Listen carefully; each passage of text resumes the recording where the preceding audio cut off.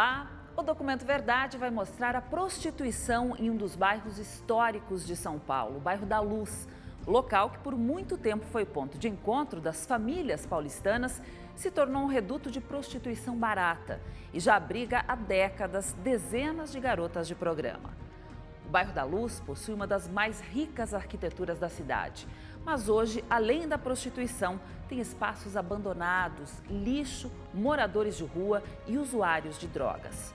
Você vai conhecer a história das prostitutas da Luz, como e por que elas escolheram esse tradicional bairro de São Paulo como ponto de trabalho.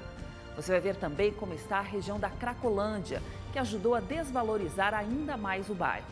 Tudo isso você acompanha agora no Documento Verdade.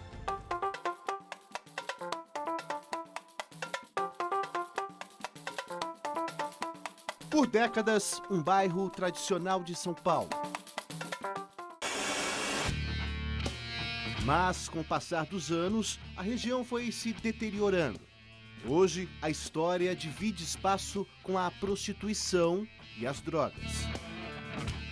O nome do bairro é uma homenagem a Nossa Senhora da Luz.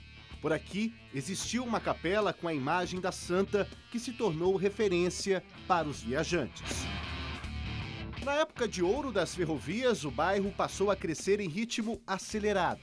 Grandes obras ferroviárias, aliadas a investimentos em infraestrutura, tornaram a região um ponto de encontro da elite paulistana. Mas esse cenário mudou. Um dos símbolos do bairro da Luz está retratado nessa foto. A Estação da Luz é um cartão postal da região. Inaugurada em 1867, já passou por várias restaurações e sobreviveu a um incêndio que ocorreu no dia 6 de novembro de 1946. Mesmo com tudo isso, décadas depois, a sua arquitetura se mantém imponente, resistindo à degradação que atingiu o bairro nos últimos anos. Uma degradação visível por todos os lados. Prédios mal conservados, lixo espalhado pelas ruas. E em meio a tudo isso, centenas de pessoas que se entregaram às drogas e à prostituição. Aqui, mulheres vendem o corpo em plena luz do dia. Sentadas nos bancos do Jardim da Luz, esperam por clientes. Um local que se tornou sinônimo de sexo barato. Elas estão espalhadas por vários pontos do bairro. Mas é aqui no Parque da Luz e também na estação que encontramos a maioria delas. Não é para qualquer uma, tem que ter cabeça. Não é para qualquer mulher, porque ela pode se perder, se cair no caminho das drogas. E, então, a mulher que está aqui, ela é porque é forte. Senão, ela se perde. A idade delas já não nos permite chamá-las de garotas. Na verdade, são senhoras que têm entre 40 e 70 anos. Muitas vendem o corpo há décadas. Para conversar com elas, nossa equipe usou câmeras escondidas. Começamos a nossa procura pela Estação da Luz. É fácil identificá-las, não há como errar. Eu sou puta mesmo. Curti, eu vendo meu corpo. Mas você cobra isso? 30, 50. 30 reais? 50. É 1 hora os hotel. Vocês entenderam? Medo de quê? E apanhar o quê? Apanhar de quê? Se você dizer, você não ganha, ó, eu acabei de ganhar. Fez quantos programas hoje? Eu fiz só 2 meses, moço. Dois Um de programas? 80 e um de 130. Enquanto o produtor e eu conversamos com a garota de programa, uma outra prostituta se aproxima. Sem saber que estamos gravando, ela se oferece para um programa. Vamos lá. Não, você com ele, eu com ele. O que você acha? 40 cada um, 50? Vai lá na frente. O hotel que a garota de programa se refere é um dos muitos espalhados pelo entorno da Estação da Luz. Os baixos valores cobrados revelam a alma desse negócio. Quanto mais barato, maior é a rotatividade dos clientes. A nossa entrevistada ela não quer ser identificada, ela trabalha como garota de programa há 10 anos aqui em frente ao Parque da Luz. Você está acostumada já a frequentar esses quartos. O que você já viu dentro deles? Sim, isso que eu 4,54, no momento de meia hora, R$50. E também um frequentamento, que eu já tenho mais hotel mais preferido, que é um pouquinho melhorzinho do que esse. Mas, felizmente, quando o cara não tem bastante dinheiro, eu entro nesse mesmo, que é R$10 meia hora e 50 para mim. Para você é complicado? Porque a gente vê que É um pouco complicado, mas fazer o quê? A gente precisa de ganhar, a gente tem que trabalhar, tem que levar a vida, encarar a realidade. Um pouco sujo, bastante sujo, muito sem conforto, mas faz parte da vida e da luta. De volta com as duas garotas de programa, descobrimos que o perigo por aqui não atinge apenas as prostitutas, mas também os clientes. Tem mulher que vem só pra roubar os homens não vem mais, só vem uma vez. Arrumar uns gringos, porque aqui tá virando. Tá frente da gente pra roubar aqui, rola Olha, ele tá perguntando A se gente rouba. não, A gente não, mas tem as que roubam. Não tem as que As roubam? maloqueiras olha, né? Rouba. Lá na frente, olha. Eu sou de olho no celular. Mas a baixante me disse que a Cris pegou os 200 contos do coroa. Também que o homem burro vai tomar banho pra deixar a carteira dele com a mulher se conhecer, né não? É muita burrice. Vai no hotel, deixa a carteira lá, a calça, ela vai Mas eu não pego. Não, Por aqui, as prostitutas estão em cada canto do bairro. Já do lado de fora, em frente ao Parque da Luz, encontramos outra garota. E trabalha aqui há quanto tempo? Nem sei, um pouquinho de tempo já. Uns 10 anos, né? Por aí? Dá pra tirar um dinheirinho legal? Dá sim. Entendi. Não sei se dá, sei que não. A Cleone tinha 14 anos de idade quando chegou em São Paulo. 8 anos depois, já com 22 anos, ela começou a se prostituir. Por que você tomou essa decisão, Cleone? Não foi uma decisão tomada. A coisa foi acontecendo. Eu vinha ao parque, né, sempre sentava para ler um pouco, que eu trabalhava aqui por perto. E, de repente, foi acontecendo. Nada decidido, nada programado. E como é que foi quando você se viu como garota de programa? Foi uma briga comigo mesma, né? Porque eu, politizada, uma militante, né? E, de repente, aqui prostituindo junto com as mulheres, né? Então, foi uma briga feia, sabe? Esse começo, como é que foi? Você se questionava muito? Sim, a gente sempre se questiona o que eu estou fazendo aqui. Minha família não tem esse histórico. Eu estou partindo para uma coisa que é contra os meus princípios, mas continuei. Falta de dinheiro te levou à prostituição? Hoje eu avalio que sim, né? Eu avalio que sim, porque eu queria ter minha casa, eu queria manter meus filhos. E aí foi um dinheiro que eu consegui ajuntar com o do meu trabalho para conseguir manter os meus filhos. Quando eu vim pra cá, eu estava trabalhando, né? Aí eu sofri uma perseguição no cara aí eu fiquei desempregada. E aí nessa perseguição, trabalho pra lá, trabalho pra lá, não conseguia trabalhar. Então eu consegui me unir e trabalhar na rua. Daqui a pouco desandou tudo. Trabalhando na rua fazendo o quê? Programa. Ah, tá. Eu consegui trabalhar na boate. Aí os caras começaram eu ajudar eles a me perseguir. E eu terminei na rua. Quantas vezes você já apanhou fazendo programa? Apanhar, foi a que fez eu tomar a decisão que eu não queria mais estar nisso. Agora, ameaças várias vezes. Homem colocando arma e deixando lá à vista e outras coisas mais. Essa agressão que você sofreu, como é que foi essa agressão? Horrível, horrível por quê? Primeiro, que conforme a gente diz hoje, o agressor sempre vem com um jeito de bonzinho, né?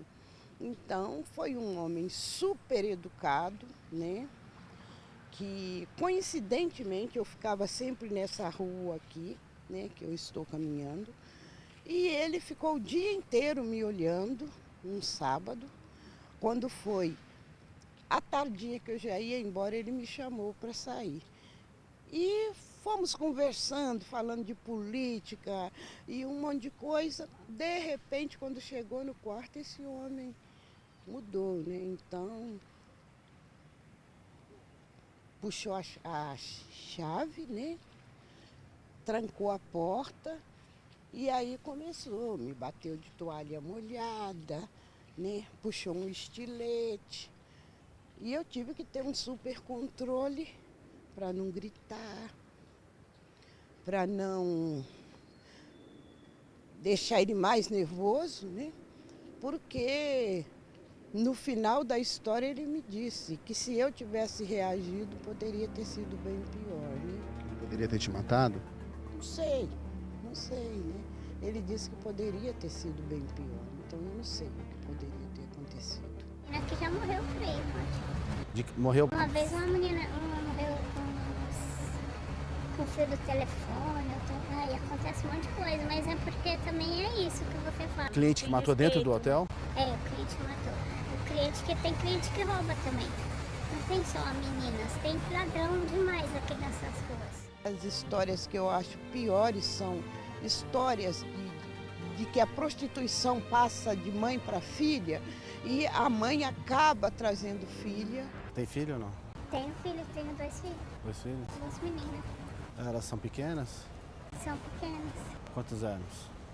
Não, agora elas já estão com 15 anos. Suas filhas sabem que você faz programa? Minhas filhas, não. Às vezes eu comento com elas, mas elas não entendem disso ainda. Você comenta o quê com elas? Comento com elas, eu falo pra elas. Você faz programa? Existe isso e tudo. Eu já trouxe elas aí pra dar passeada por aqui. Pra não ser um movimento, pra não cair também. Mas você trouxe elas pra quê? Eu tô querendo dar pra elas pra mostrar pra elas como que é a vida. Às vezes a gente tem as coisas tudo na mão e não dá valor, né? Você gostaria que suas filhas fizessem programa?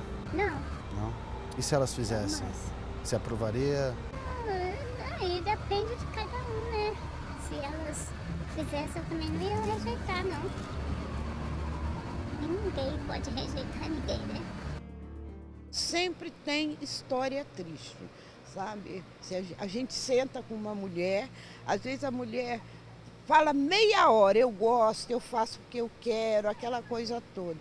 Aí chega um momento que ela coloca alguma coisa que é a molinha que vai, sabe? Então, todas têm história triste. Tem briga de território aqui, não? Às vezes tem. Se chegar uma mulher nova pra fazer programa, as outras ficam de olho? As outras ficam de olho, até eu já levei tapa aqui.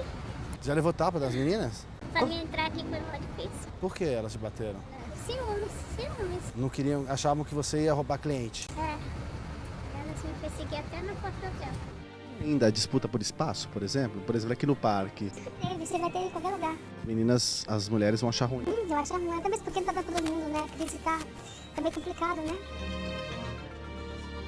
E é para driblar a crise que muitas garotas de programa investem na propaganda. No bairro da Luz, anúncios de casas de prostituição e de garotas de programa são comuns e podem ser vistos em todos os lugares. Estamos aqui na Avenida Casper Libero, uma avenida muito movimentada aqui do bairro da Luz. Aqui tem muitos hotéis também onde as garotas de programa vão para trabalhar. Aqui a gente encontra mais um orelhão e alguns telefones de garotas de programa e nós vamos ligar para uma delas agora para a gente poder encontrá-la e assim bater um papo. Vamos ligar aqui, tem um telefone. O primeiro número que a gente vai ligar, a Sheila.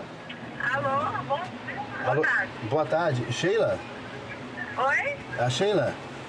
Sim, amor, sou eu mesma, tudo bem? Eita, amor. Tudo bom, Sheila. Sheila, quanto que é o programa? Aqui é a partir de 20, amor. 20 minutinhos 30, meia hora 40, uma hora 70, tem a duplinha, meia hora, R$50. 20 minutos, R$30, é isso? Isso, amor. Mais uma vez, utilizamos o recurso da câmera escondida e seguimos para o local do anúncio. Um prédio simples. Subimos as escadas. Pelos corredores, apenas alguns clientes. O prédio é dividido entre garotas de programa e famílias. Identificar os apartamentos das garotas é fácil. Basta ver os adesivos colados nas portas. Durante a nossa estadia, tentamos conversar com algumas, mas sem sucesso. Aqui, como se diz na gíria das meninas, o papo é reto. Ou entra e faz o programa, ou não tem conversa. A vida fácil, como muita gente classifica, vai se revelando não ser tão fácil assim. Um trabalho que as tornam reféns de seus próprios medos e do tempo. Você se arrepende de ter se prostituído durante 22 anos? Sabe, às vezes sim, mas eu acho que a experiência que eu adquiri, né, faz com que eu veja que a prostituição me ensinou muito. Né? O que, por exemplo? Me ensinou a ver que não existe só as mulheres que estão lá na casa dela, cuidando dos filhos. Me ensinou que aquela mulher que eu discriminava antes de eu chegar na prostituição é a mesma mulher que está lá na periferia. E grande parte delas são as da periferia que estão aí, né, que tem filho para cuidar, que para sustentar, sabe, que é a mantenedora da casa. Você gosta dessa vida ou você preferia sair? É difícil encarar essa vida aqui. Eu não queria isso não. Quem que quer? A gente sempre quer vida melhor. Eu pelo menos queria. O problema é que eu não estou conseguindo mais nada. Como é que é a vida de garota de programa, se você pudesse classificar? Como você classificaria? É um vício, né? É um vício. Acostuma e não sai mais. É gostoso? Acostuma. Não é bom, não é ruim não. Não é ruim. Mas acostuma e pra sair é difícil. O que leva uma mulher a entrar na prostituição? É algum problema que ela tem. Psicológico ou em casa, alguma coisa, que o dinheiro não está sendo suficiente, não é nem tanto dinheiro, é algum distúrbio, algum problema que ela está tendo, que nem ela sabe disso. No seu caso foi o quê? Aí eu comecei, assim, com o negócio de querer ajudar a família, essas coisas, começou assim, mas sempre tem um começo, né? A discriminação aqui é total. O entorno aqui, a luta é diária para conseguir tirar as mulheres daqui. Os mesmos comerciantes que são beneficiados com as mulheres daqui são os mesmos que lutam constantemente para tirar essas mulheres daqui. Essas mulheres é uma ameaça, né? É uma ameaça para a moral dos homens que vêm aqui, que grande parte dos homens que caminham aqui são homens que moram aqui por perto. Então isso é uma ameaça. Por isso essa discriminação. As mulheres, por medo dos maridos virem, às vezes até por se verem, sabe, igual, aí não quer ver essa imagem. E o poder público para esconder isso, porque são mulheres idosas, mulheres pretas, idosas, que não têm outra forma de sobreviver, esconder por debaixo do tapete aquilo que acham feio. Você tem um sonho? Eu tenho. Qual que é o seu sonho? Mudar de vida, meu bem. Fazer o quê? Sei lá, qualquer coisa, né? Eu não sei.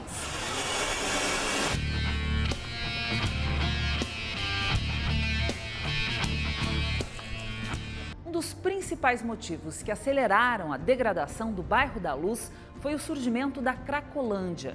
Foram várias tentativas de retirar os usuários de crack da região, mas nenhuma com sucesso.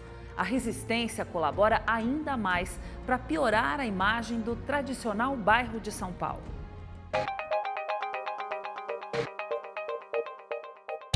Cracolândia, região da Luz, centro de São Paulo. O bairro, que já foi considerado um dos mais elegantes da capital, está assim. As imagens falam por si. Aqui, usuários de drogas se amontoam com um único objetivo: consumir crack. E são cenas como estas que passaram a fazer parte do cenário do bairro da Luz, no centro de São Paulo. Nas últimas décadas, o local recebeu uma avalanche de usuários de crack que ajudaram a deteriorar ainda mais a região. Um lugar histórico que recebeu o nome de Cracolândia. Eu acho o seguinte, que a gente tem que entender um pouco assim a história do parque e a história da prostituição. O apogeu, o último grande apogeu do parque se deu na década de 20, 1920. Depois ele não teve mais no auge, por quê? Porque a cidade passou a contar com série de outros parques, série de outras atrações, lazer, etc. E ele foi ficando esquecido. E na medida que ele foi ficando esquecido, ele favoreceu não só as prostitutas, mas, por exemplo, o tráfico era muito marcante. Na época que a gente fez a pesquisa, a gente foi nas delegacias, fez levantamento aqui, teve vários assassinatos, roubo, tudo que você imaginar. Pelo bairro, os usuários tomam as ruas. Quase um quarteirão é dominado por pessoas que chegam de todos os lugares da cidade. As cenas, já conhecidas dos paulistanos, chocam. Esse homem é um exemplo. Sem perceber que está sendo filmado, ele procura insistentemente no lixo por uma pedra de crack. Cada papel é analisado minuciosamente na esperança de encontrar a droga. Na imagem é possível ver as marcas nas mãos e nos dedos, ferimentos de quem há muito tempo está dominado pelo crack. Mas, por trás dessa alucinação causada pelo crack, existe vida, existem histórias. O que significa morar na Cracolândia? Morar na Cracolândia é ser um zumbi.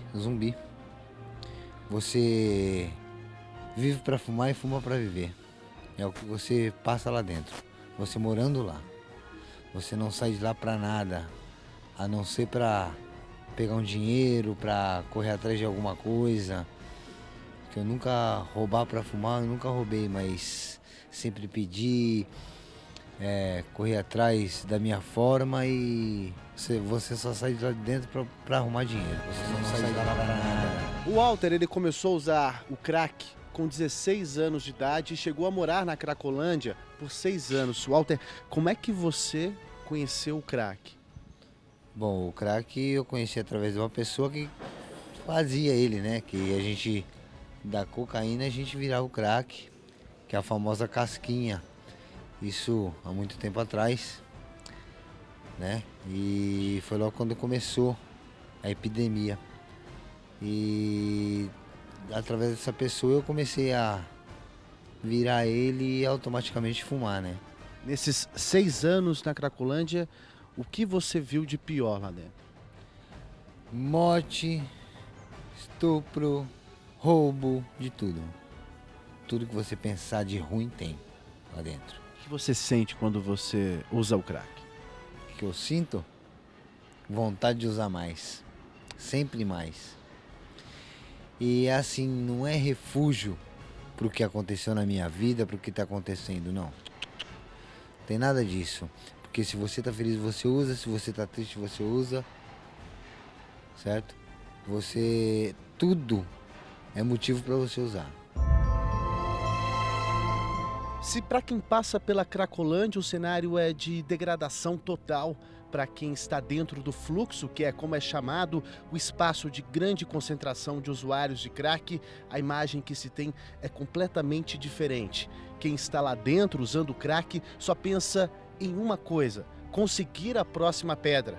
E para nós que estamos gravando, a situação é ainda mais de tensão, porque se os usuários de crack perceberem que nós estamos aqui, o clima pode fechar. Para isso, a gente está dentro do carro com os vidros fechados e insulfimados, ainda por cima com a presença da Guarda Civil Metropolitana.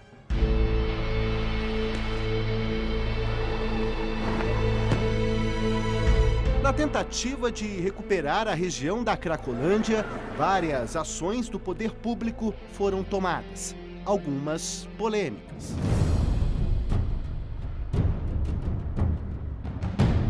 Mas, mesmo assim, os usuários persistem.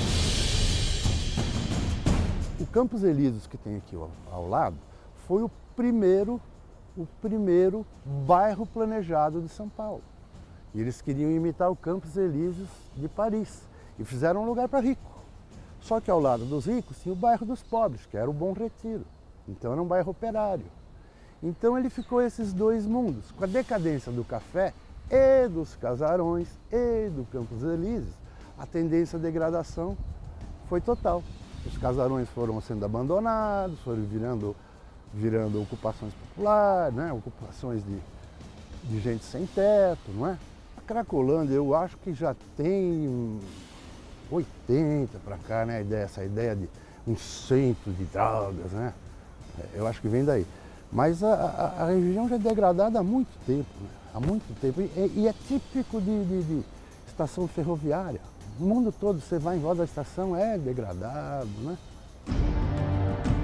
Continuamos andando pelas ruas que formam a chamada Cracolândia. De dentro do carro, nos deparamos com essa cena. Um homem e uma mulher discutem. Os dois se encaram até que ele a agarra e consegue pegar um objeto que estava com a mulher. Ela reage. Morde o homem, que logo em seguida revida com um chute. Eles discutem mais. Em seguida, ele sai correndo. A mulher vai atrás, mas não o alcança. Tudo acontece na frente dos usuários, que nada fazem. No meio dos usuários, uma imagem que choca ainda mais: a presença de adolescentes consumindo crack. Esse menino foi flagrado por nossa equipe caminhando entre os viciados, como se já conhecesse bem o ambiente. Inquieto, ele parecia pedir dinheiro, provavelmente para comprar pedras de crack. São 2 horas da tarde. É chegada a hora dos usuários saírem do local em questão para que possa ser feita a limpeza da rua. Alguns viciados vão até os guardas e tentam negociar para que o serviço seja adiado. A conversa acontece naturalmente, mas sem sucesso. Aos poucos, os usuários são obrigados a deixar o local. Os usuários de crack não ficam apenas na Cracolândia. Eles se espalham pelo bairro da Luz. Andando pelas ruas adjacentes, é possível ver a grande quantidade de homens e mulheres, jovens e idosos, todos com seus cachimbos prontos para consumir o crack. E por aqui, eles usam a droga sem se importar com quem passa. Não demora muito e pequenos grupos vão se formando em outras ruas. Aqui quem chega primeiro é esse travesti, que está visivelmente sob efeito do crack. Em seguida, uma mulher com um cachimbo se aproxima. Ela se senta ao lado e começa a consumir a droga. Aos poucos, outros usuários vão chegando. Uma cena que se repete por outros pontos do bairro. Bem perto do local onde ficam as garotas de programa, aqui em frente ao Parque da Luz, a gente encontra também alguns rastros de usuários de crack. Olha só aqui jogado no chão, alguns objetos utilizados para fumar a pedra de crack. Temos aqui também isqueiros, fora toda a sujeira que os usuários deixam por aqui. Inclusive tem uma bolsa aqui que pode, por que não, ser de alguém que foi assaltado. Isso porque o número de assaltos por toda a região do bairro da Luz é muito grande justamente por causa dos usuários de crack. A presença dos usuários incomoda quem passa, mas são os comerciantes quem mais sofre. Em alguns pontos atrapalha pela questão do comprador se inibir, ter um medo de vir fazer compras na região. A questão visual, atrapalha bastante a questão visual, porque nós temos eles jogados na rua, muitos em condições precárias, entendeu? Até sem higiene pessoal. Às vezes o cliente quer entrar na loja e o cliente vê que não tem medo. Tem medo de ser roubado? Tem medo de ser roubado. O medo não é só das pessoas que passam aqui pelas ruas do bairro da Luz, mas também dos motoristas. A gente repara que a maioria dos carros está com os vidros fechados, por conta justamente dos usuários de crack e por medo de serem assaltados. Esse dá medo sim, viu? Dá medo sim, porque tá muito perigoso isso aqui, né? Semana passada mesmo foi roubado aqui praticamente, mas não assim a mão armada, né? Eles chegam de mansinho por trás da gente, a gente não sente nada, porque há muita habilidade, e pegam o nosso celular. Policiamento tem, só que se pudesse ser um pouco melhor, eu acho que já ia dar uma certa solução já. Todo esse medo da população que passa pela região da Luz é justificado pelos altos números de furtos e roubos na região. Em 2017, foram mais de 15 mil furtos e roubos no bairro da Luz. Em 2018, este número subiu para mais de 18 mil. Com a chegada dos usuários, muitas ONGs e instituições religiosas implantaram projetos sociais na região. Um deles é feito pela Mitra Arquidiocesana de São Paulo, uma entidade católica que fica no coração do bairro da Luz. Aqui, usuários de crack encontram ajuda para largar o vício. Em um dos encontros promovidos pela Igreja Mitra, conhecemos a Verônica. Ela chegou em São Paulo com 3 anos de idade e se tornou usuária de crack há 15 anos. Ainda não saiu do vício, né? Falar que sai assim de uma vez é mentira, né? Que ninguém sai logo de uma vez, né? Tem que ter... Você passa por muito processo, né? Como é que você conheceu o crack? Como que eu conheci? Através de outra pessoa que eu me envolvi, entendeu? Experimentei. Começou através de um petilho. Experimentei, o petilho foi fumando. Depois cheirei pó, passei para cocaína. Depois da cocaína, passei para maconha e aí pronto. Aí eu não era de beber, passei a beber para controlar o... Como é que fala? O crack, né? A gente tem que... Eu não sei todo mundo, eu mesmo tenho que tomar, quando eu uso essa porcaria, eu tenho que tomar uma cachaça. Como é estar no fluxo como um usuário de crack? Você vê muita coisa, né? Muita coisa que...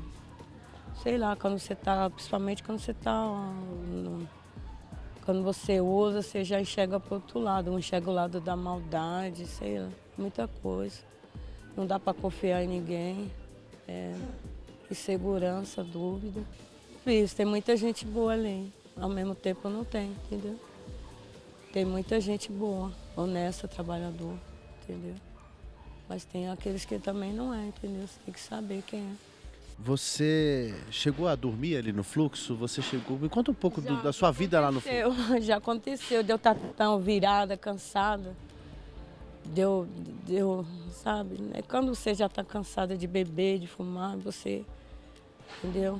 Acaba dormindo no fluxo. Dormindo, de não aguentar mais. Quando a gente está consumindo, a gente não fala a verdade, a gente não pensa nem nada, fala a verdade. Só pensa em consumir, a realidade é essa. Aí depois que passa a brisa dessa porcaria, desse crack, vem muita coisa na nossa mente, arrependimento, vem tudo. Teve que se prostituir já? Vou falar, já teve coisas assim parecidas, entendeu? Mas roubar, assim não. Roubar, já tive que pedir, vender, entendeu? Mas roubar já não tenho. Como você estaria hoje se as drogas não tivessem cruzado o seu caminho? Eu acho que tinha mudado muita coisa. Eu acho que eu estaria bem melhor. Melhor como? Melhor em tudo, em situação financeira, tinha arrumado um serviço. A pessoa já não olhava pra gente, né, com tanta discriminação. Como que era a sua vida antes do crack? Era normal, eu tinha uma vida normal, entendeu? Trabalhava? Trabalhava em casa, né, que depois que eu saí de casa, eu conheci uma pessoa. Só que eu morei 18 anos com o pai do meu filho, eu não era usuária de droga. Estava indo para a igreja, entendeu? Construí família. Minha vida era tranquila, normal, bem regrada. Aí até que eu perdi minha família, aí eu caí de cabeça mesmo, me afundei mesmo e fui para Cracolândia com vontade mesmo de fumar, morrer, porque eu já tinha perdido quem eu mais amava, né? Você com certeza, antes de se entregar para o vício, você já deve ter passado ali pela Cracolândia, visto os usuários. Isso aconteceu? Várias vezes, e eu via aquilo lá e falava, nossa, como será que eu vou chegar um dia a ficar assim? Só que eu não pensava que eu ficaria, por quê? Porque quando eu passava lá, eu passava com um automóvel próprio, com minha esposa, minhas crianças. Então eu passava lá e falava, nossa, cara, como é feio isso aqui. Aí na hora que eu me vi lá dentro, eu falei, nossa, cara, eu via de fora, achava horrível. Agora imagina as pessoas que passam e me vê de fora. É a mesma coisa que eu via, é uma imagem precária, uma imagem horrível, muita sujeira, muitas pessoas que você olha, você não vê característica.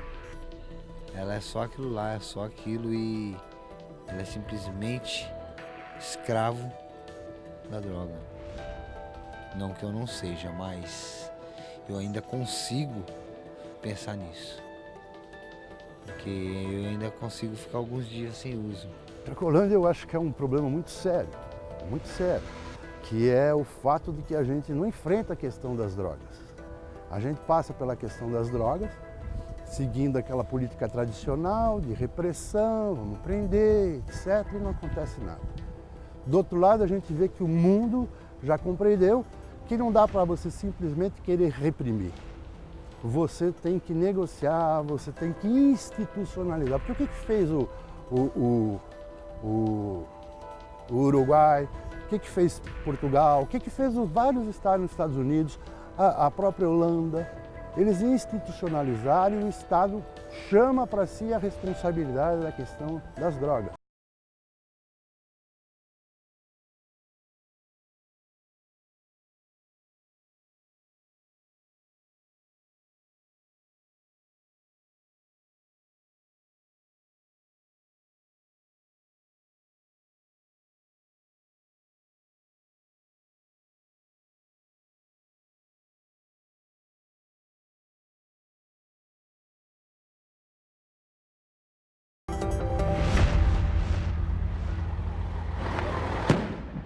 O Documento Verdade fica por aqui. Se você perdeu algum momento do programa ou quer assistir novamente, se inscreva no canal da Rede TV no YouTube. Até mais!